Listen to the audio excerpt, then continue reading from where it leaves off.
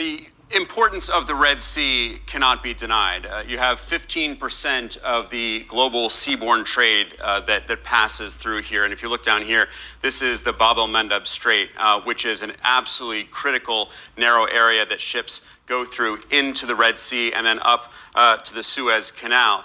There were more than a dozen strikes across Yemen from north to south, across a variety of targets. We're learning more and more by the minute, really, of what these targets were. But they were at least in 5 different locations, if not more, in and around the capital of Sana'a, over here on the western coast of Yemen in Al Hudaida, and then in several other locations up and down this north-south axis in Yemen. Breaking news, the U.S. and the United Kingdom are beginning to strike Houthi targets in Yemen. The Iranian-backed militia has launched a constant barrage of drone and missile attacks at ships in the Red Sea, delaying shipping globally. Well, CBS's Nancy Cordes has the very latest now from the White House. Good evening, Nancy. What do we know? Good evening, Nora. Moments ago, CBS News confirmed that these joint airstrikes by the UK and the US on military positions in Yemen are now underway. This marks the first time the U.S. has fired on Yemen since the Israel-Hamas war began in October. The U.S. has been warning these Iran-backed Houthis that it would hit back after 27 attacks on international shipping in the Red Sea since November. In fact, just on Tuesday, the U.S. Navy had to shoot down 21 Houthi missiles and drones that were fired from Yemen. Those Houthi missiles, by the way, are provided by Iran. Now, the Houthis say their strikes on ships are retaliation for Israeli strikes in Gaza. But a coalition of world leaders, including the U.S. and the U.K., they say these commercial vessels have nothing to do with the conflict. And it isn't just the Houthis that have been targeting commerce in the region. Just today, a Greek oil tanker that was on its way to Turkey was seized by Iran in the Gulf of Oman. And incidents like this are fueling fears, Nora, that this conflict could escalate and eventually draw the U.S. into direct confrontation with Iran. All right, Nancy Cordes with that breaking news out of the White House. Thank you.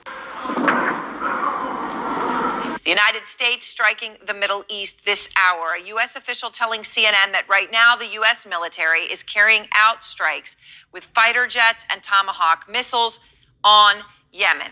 Their target, Iranian-backed militia Houthis. And these strikes come after an emergency cabinet meeting in the United Kingdom, America's closest ally.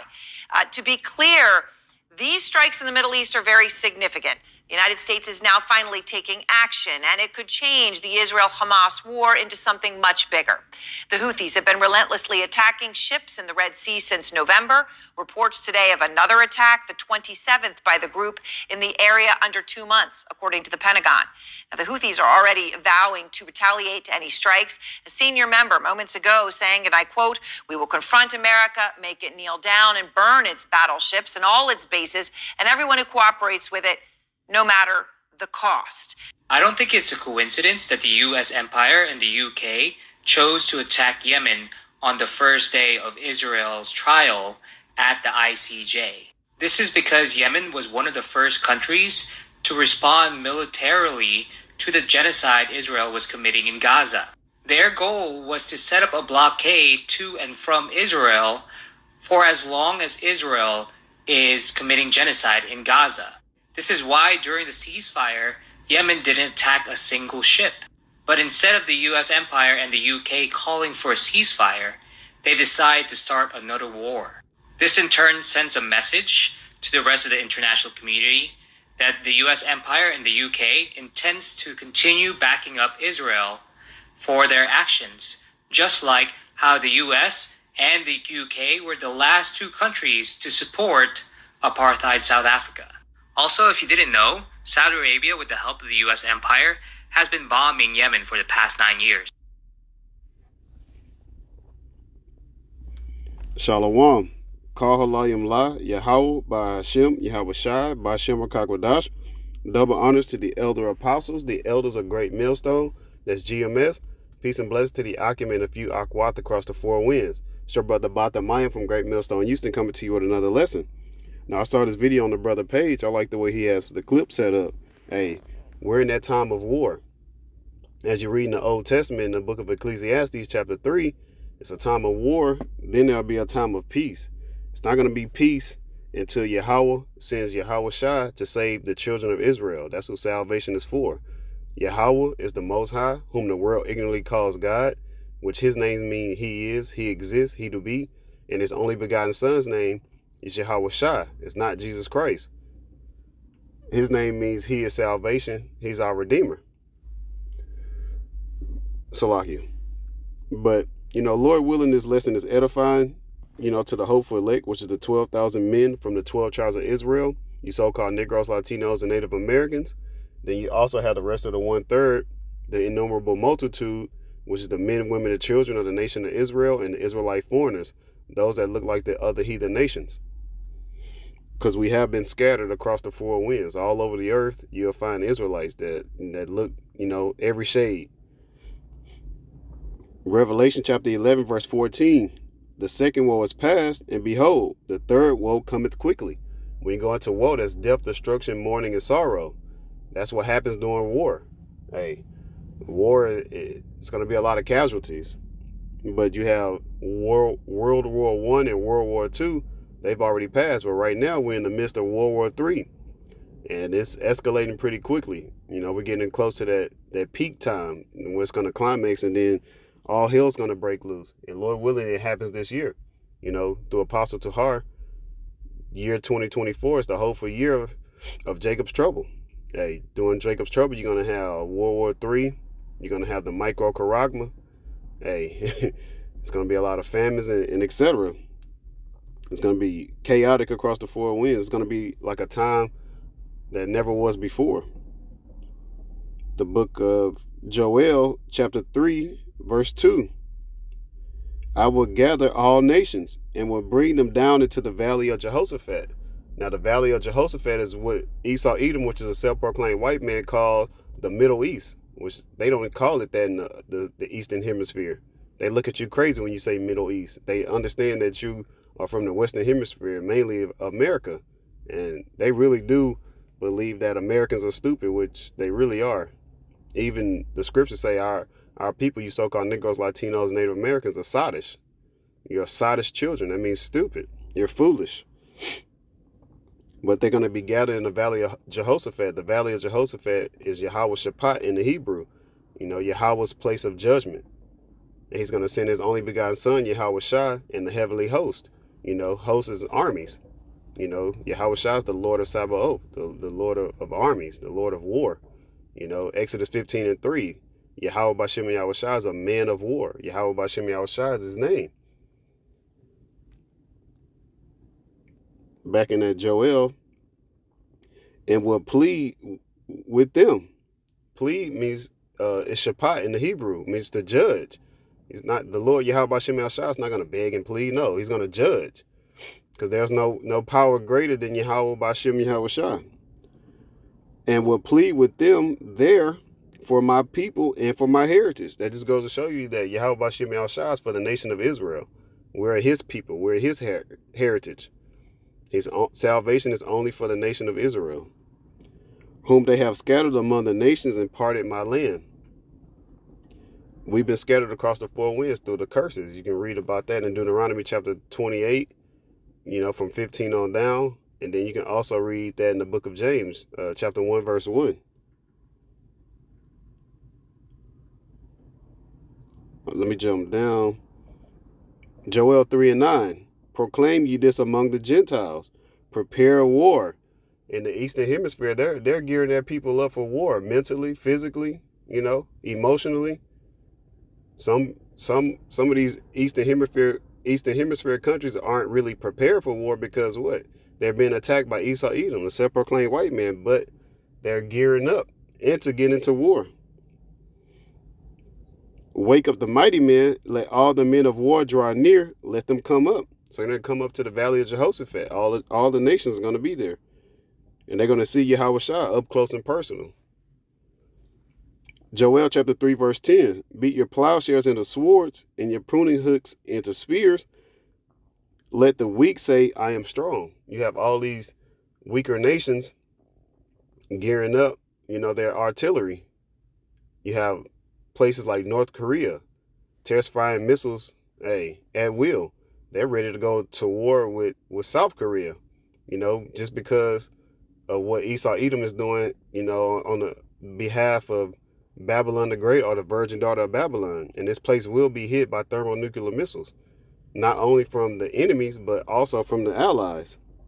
Everybody's going to shoot arrows on this place, ICBM thermonuclear missiles. They're going to turn this place into what? I call it the Big Sahara Desert. It's going to be desert-like creatures after, all the dust and everything settle. Elements are going to melt with fervent heat, as it says in 2 Peter chapter 3, verse 10. But you have overseas, they're not really investing in their farmland. They're investing more into their military, getting their military stronger. The Lord, Yahweh Bashem Yahushua, is preparing everybody for war. What's that? Proverbs 21:1. The king's heart is in the hand of Yahweh Bashem Yahushua. So whichever way he wants it to go, that's the way it's gonna go. So it's wartime. Jeremiah chapter 49, verse 20.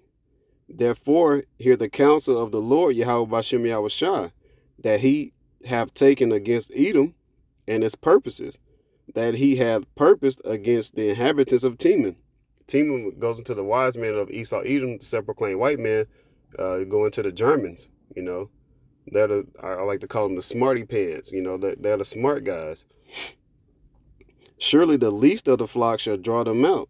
Surely he shall make their inhabitations desolate with them. The least of the flock goes to Amalek, Esau Edom. That's pretty much the top tribe. That's the ones who call all the shots.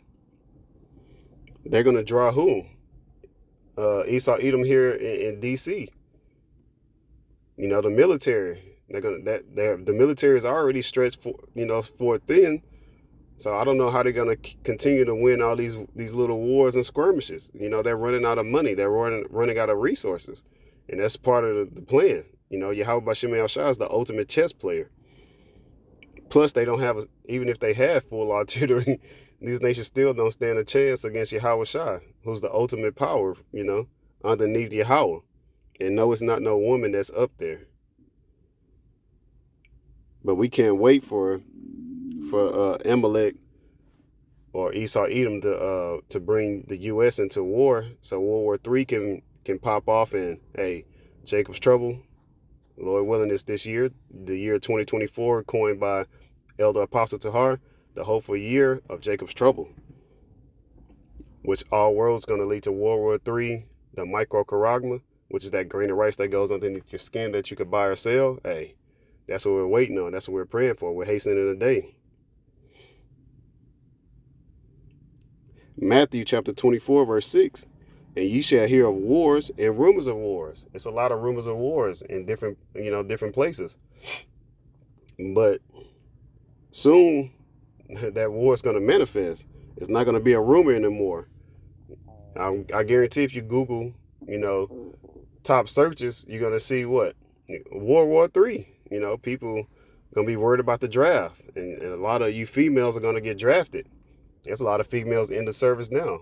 There's a lot of males that's in the military branches that act like females, that dress like females. Hey, these other nations are laughing. They see how weak Babylon the Great, or the virgin daughter of Babylon, has become.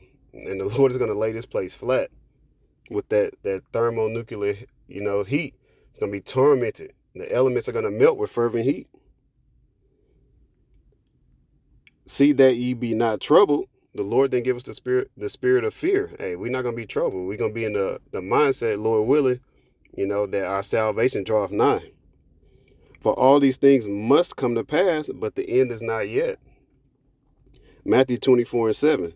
For nation shall rise against nation, and kingdom against kingdom, and there shall be famines. First is going to be a famine of the word, then it's going to be a famine of food. And pestilences. You go into pestilences, that's going to be different diseases. You have pneumonia that's been going around. Then we just had, the C-19, which I call it now the C-23, C-24. I think Esau Edom is going to release something, more stronger, more powerful, especially to those that took that big pokey, that jump shot. You full of that venom, that serpent venom. And earthquakes in diverse places. Hey, since January 1st to what today I believe it's the 12th. Hey, it's been earthquakes hey, in diverse places. You had Japan, you've had, what was that, New York, New Jersey area, then you had one in the DMV area, you know, the Maryland, Virginia, DC area. Hey, I just seen one with Pakistan, and Pakistan had, you know, 3 earthquakes within the last 3 months.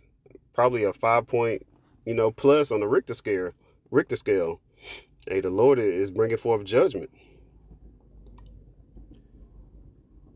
Matthew 24:8.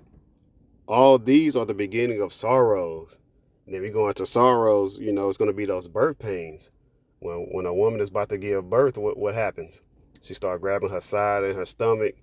You know, those contractions start to get closer and closer and closer. So it just goes to show you that we're getting closer and closer to war.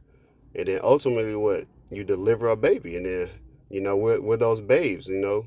And we're waiting on Yahweh Shah to come deliver us through the spirit and power of Yahweh. So the water Yahweh by Shem Yahweh Shah, you know, by Shem Rakakwadash, which is the Holy Spirit, that, you know, Lord willing, will be of that hopeful elect number. Because, yeah, sorrows, when you look up the word, you go into intolerable anguish.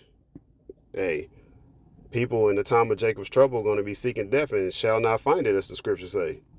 But, you know, Lord willing, we continue to call upon the name of Yahweh by Shem Yahweh Shah, by Shem Rakakwadash, pray that the Holy Spirit is not taken away from us and the Lord can, you know, beam us up onto that fathership, that chariot, you know, what the world calls a UFO or UAP. You know, it's going to be the size of like a mountain that's cut out, like the book of Esdras, when you go to the book of Esdras.